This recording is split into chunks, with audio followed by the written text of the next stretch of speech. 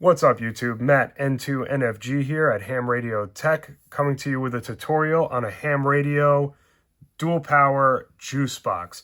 Okay, these can be downloaded off of Thingiverse by KM4MLS, these little 3D printed cases. And what this is going to give you is one Anderson power pole in to two 12-volt Anderson power poles out, and then a USB-A buck converter, which is going to drop those 12 volts down to 5 volts to power your devices. So a list of things you're going to need, first things first, and I'll leave a link in the description, is this 3D printed case off of Thingiverse. You're going to need 3 pairs of Anderson power poles along with the connectors. I use 30 amp connectors here for this. Some 14 gauge solid copper wire.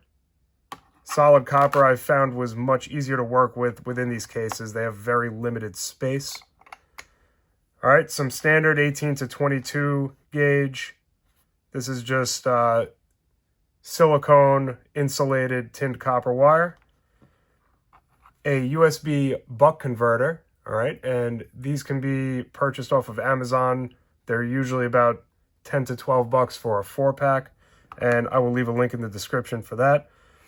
You're also going to want 4 M3 or similar screws for your case. Okay, your choice of wire strippers and a good set of crimps. Now, once I hit 100 subscribers, I'm actually going to be giving one of these away. So please like, comment, subscribe to the channel, and let's get right to it. All right, so our 12-volt out connectors are all going to be connected together. And we want about 1/2 of an inch of copper coming out from each connector. From there, you just take a pair of pliers and bend them into a U, like so. And you can go ahead and solder that joint together. Do that red to red, as well as black to black.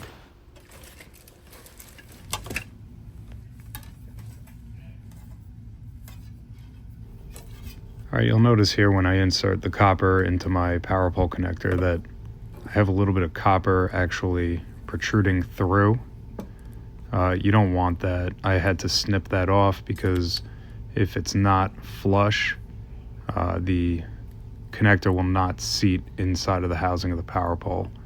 So make sure when you do this, and I'll mention it further on in the video, you want to make sure that that copper is flush and not protruding through at all.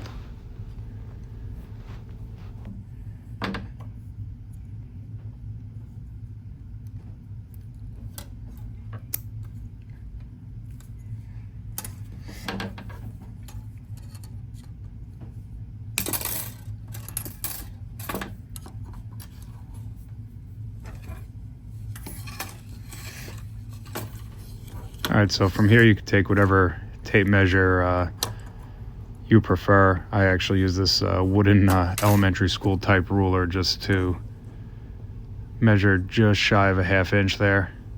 And I did that on both sides, and then I'll take my pliers and that ground side I'll bend into that U shape and then solder them the same way I did my positive.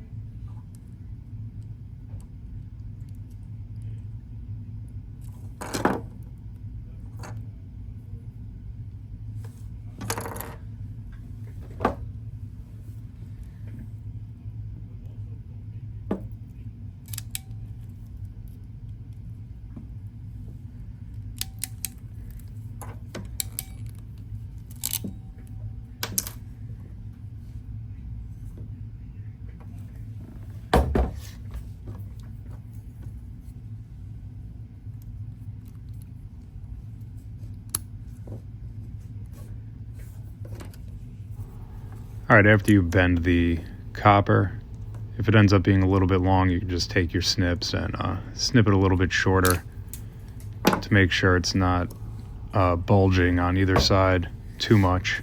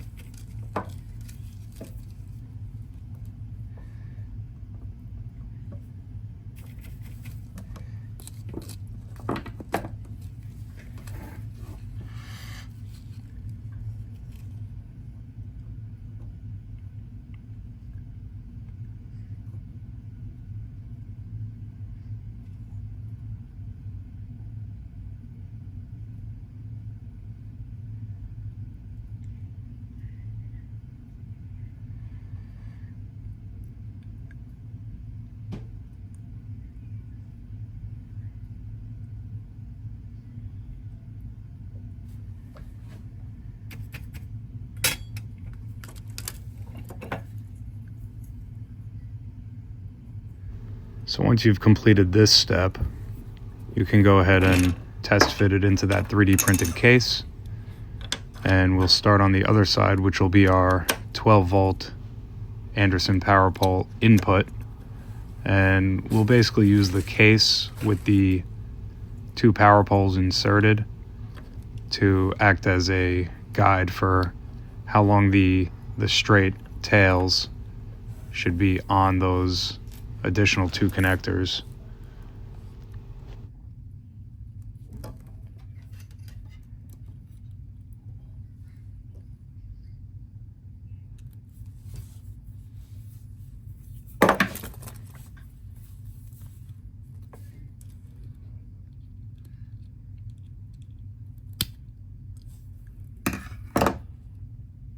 So the reason I bend those a little bit is so that this doesn't pass all the way through, because if the copper passes all the way through when you crimp it, you have to trim it down because it won't lock into the Anderson connectors.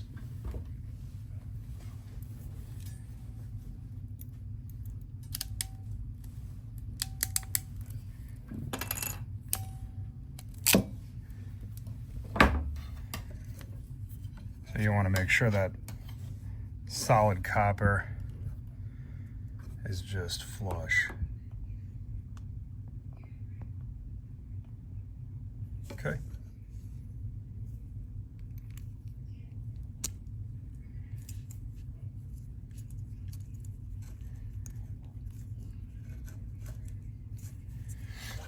Just get a little measurement here.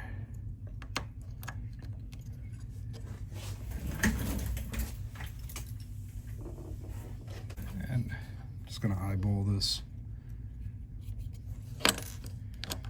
Probably won't be perfect. It's okay.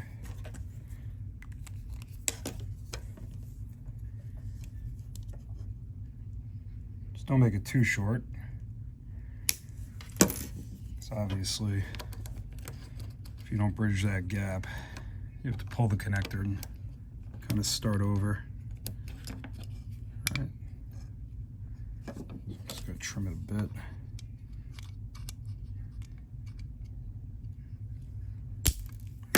Watch your eyes when you're doing this too. Little pieces of copper kind of go flying all over the place.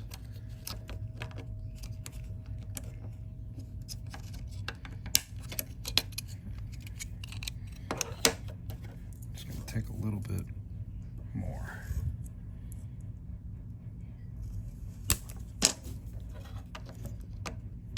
All right. just making contact with that last solder point. Do the same thing on the other side.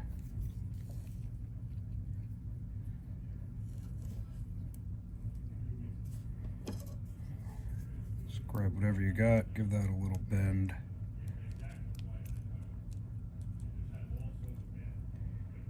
If you have this tri-crimp tool, this tri-crimp is really good. Well worth the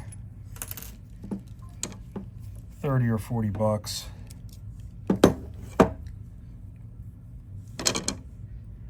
Could drop your connector right in there. Just hang on to it. Drop your solid copper. This is 14 gauge. You can use 12 gauge if you like, but I find 14 gauge is plenty. You could solder these too. I'm not bothering. I don't find it totally necessary with the solid copper. It gets such a good bite on there. Eyeball that.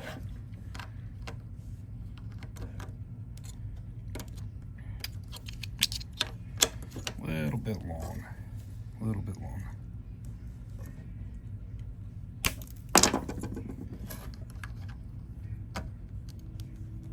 All right, those are just making contact there. So now we can solder those. You could take them out of the box to solder if you like. I generally try to line them up the way I like them in the box and kind of keep them there. Just so I know everything's going to line up when it's time to continue the build and get that USB buck converter on there. So I'm going to try leaving that there for now. Line it all up. This is where you really want 3 hands.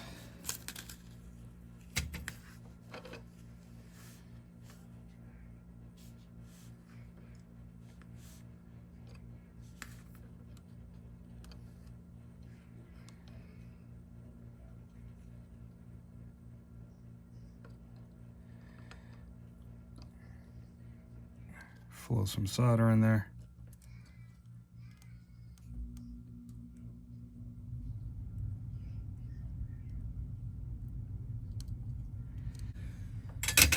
All right, what happened here? All right, so what I did is I just went ahead and I tinned the ends of these pieces of solid copper here.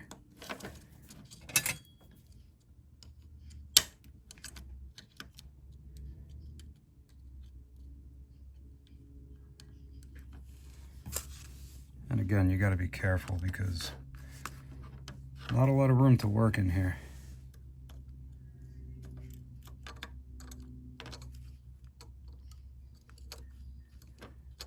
All right, so I just went ahead and tinned that off camera. It's too difficult to do while I'm trying to stare through my phone, but now I just took it out of the box and I'm gonna solder each piece together here. Make sure I have a good solder joint.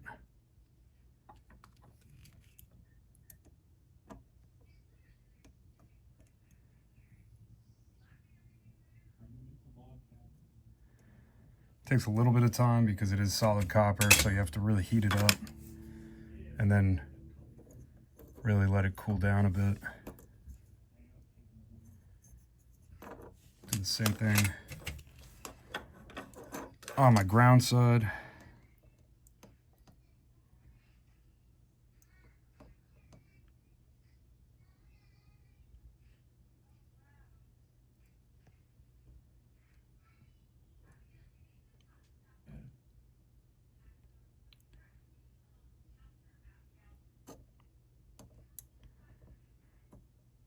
Try not to slip around.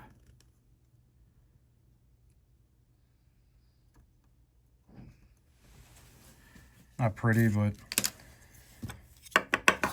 this is also not a soldering video. Your positives should be, I'm sorry, your negatives, your ground should all be on the top side of the box. Your red positives should all be on the bottom. Just make sure everything fits flush.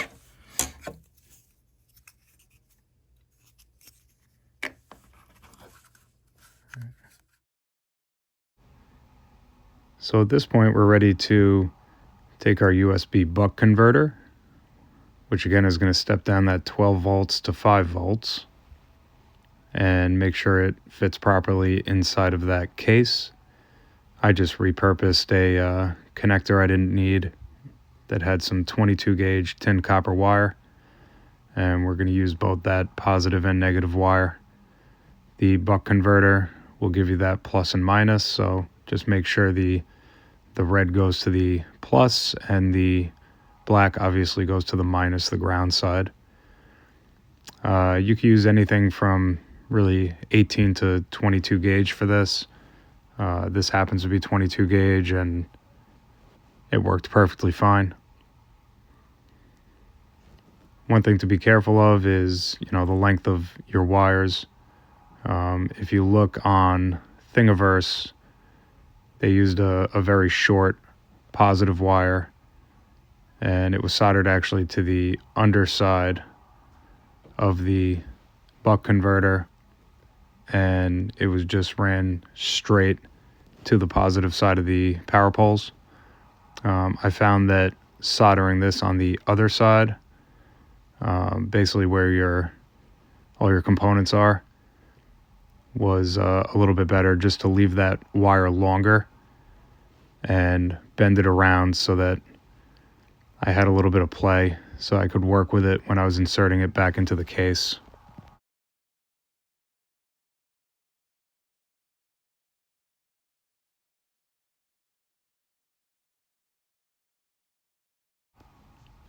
All right, and then we're just going to do the same thing for the black wire on the negative side.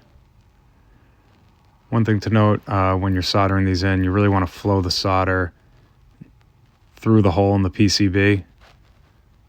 I probably could have put a little bit more, but it was pretty solid, so I left it.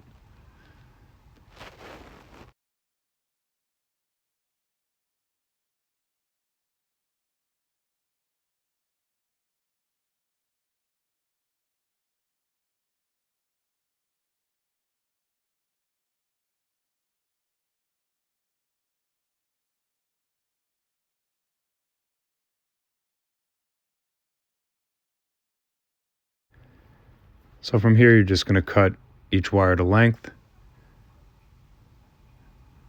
All right, use your wire strippers and solder the red to the red and the black to the black. The red wire from the PCB should come around on top, and then your black negative wire has to come down underneath. So just make sure you don't mix those up, otherwise they're not going to fit properly in the case.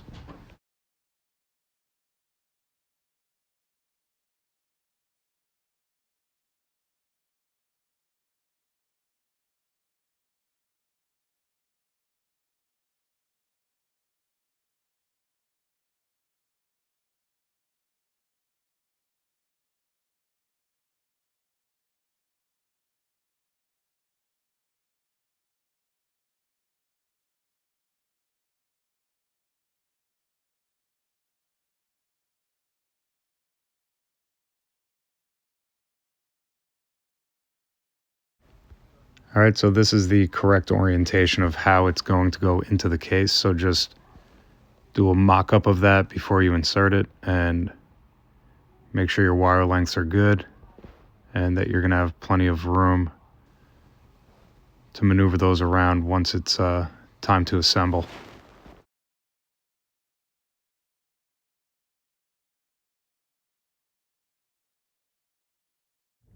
All right, so you should end up with something that looks something like this. All right, red to red, black to black. All right, make sure your positives and negatives are oriented the correct way on the USB buck converter.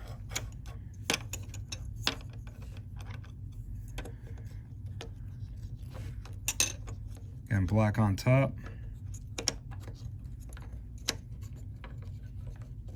Make sure you're not pinching any of your wires. Very important.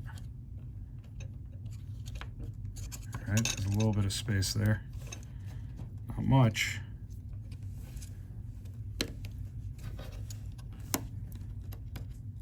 There is a little groove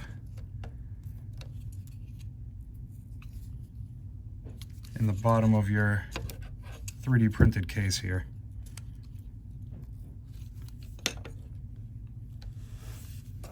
See if everything fits.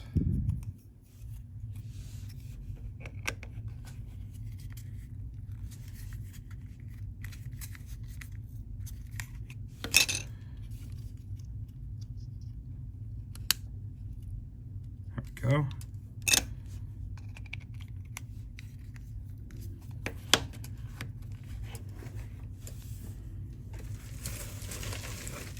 From here, you just want to get yourself some M3 screws.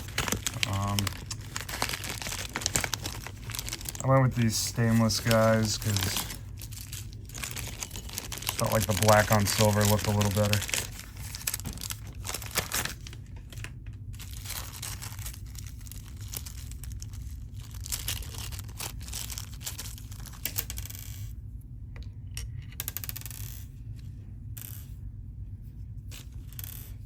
And you'll need at least 4 of these, but you can get them by the 100, pretty cheap at a hardware store.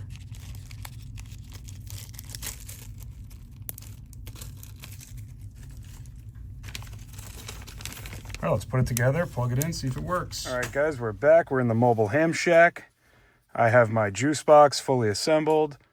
12-volt Anderson power pole in to 2 12-volt Anderson power pole out, and then my USB buck converter, which is going to be your USB-A that's going to step down that 12 volts to your 5 volts to charge your cell phones, your Meshtastic devices, anything that requires that voltage drop. So I'm just going to plug this into my my jumper here. This is going to a 30 amp hour Bio-NO battery. There's actually a small, you can just barely see it, it's kind of bright. There's a little blue LED lighting up in there showing that buck converter does have power. All right, I'm just going to go ahead and take my USB-A to USB-C cord, and I'm going to charge my little Meshtastic device here with that. So let's see. All right, you'll see the red charging light went on, so I am getting juice out of that buck converter. And then I have my ICOM 705, and I also have a DIY 599 PA500 amplifier. So this thing's fully automated. I'm not going to get into that. There you go, my 705's charging. All right, I'm going to turn on my amp, just make sure everything's working here. Let's see.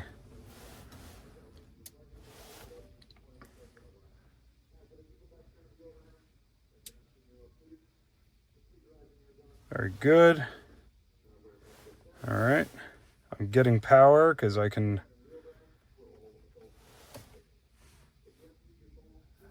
see that my icon shows that it's charging. All right, I have my Link 500 plugged in now. Let's see, this probably isn't enough voltage. It is enough voltage actually to power up the Link 500, so that's good. Let's see if we could send a packet. All right, this does your robust packet and a variety of other things. So I'm just going to go to my packet channel here. Way too high. All right, let's just throw it on AM, get a carrier, see if we can get this thing to tune up. All right, did tune up. Very good. Just pull this down. All